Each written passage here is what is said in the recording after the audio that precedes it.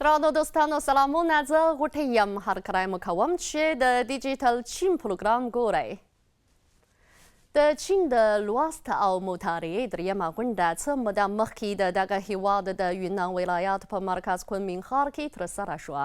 د چین د غږیزې ویډیویي او ډیجیټل خپرندوی ټولنې په یادې غونډې کې د 2023 کال د ډیجیټل لوست او مطالعې راپور خپور کړی دی.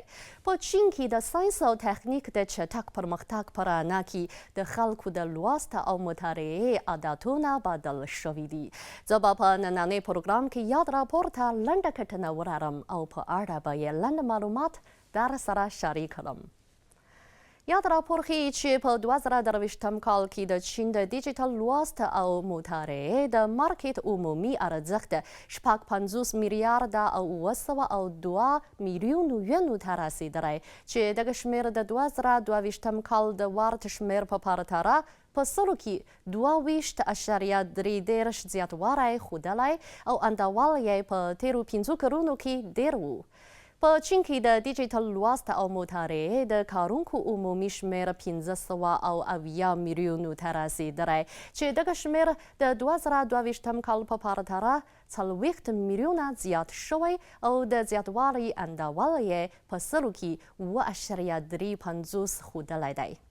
په دې جملې کې د اکثره کارونکو عمرونه له 9 کلونو څخه تر 45 کلونو پورې ښودل شوي او شمېر یې د کارونکو په عمومي شمېر کې 2.7 سلنه نیسي.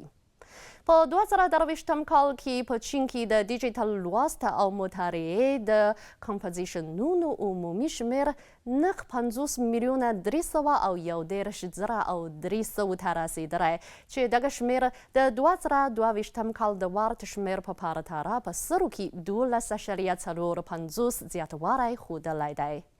له دې جملې څخه 902 او 400 کمپوزیشنونه په نورو هیوادونو او سیمو کې خپاره شوي چې دغه شمېر د 2022 کال د ورته شمېر په پرتله په سلو کې 2.15 زیاتوالی ښودلی دی.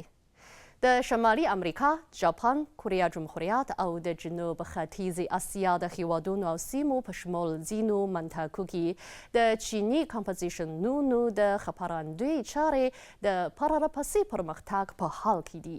د ګراز په لاتیني امریکا او افریقا کې یې چارې هم په چټکۍ وړېدلې دي. اوس مهال په چین کې د ډیجیټل لوست او مطالعې محتویات د متنوع کېدو په حال کې دي او با کیفیت چیني کمپوزیشنونه بهرنیانو ته د چیني کلتور د خپرولو لپاره ښه رول لوبوي. محترمو دوستانو، نننی پروګرام په همدې ځای پای ته ورسید. له پاملرنې مو مننه کوم. بریالي اوسئ.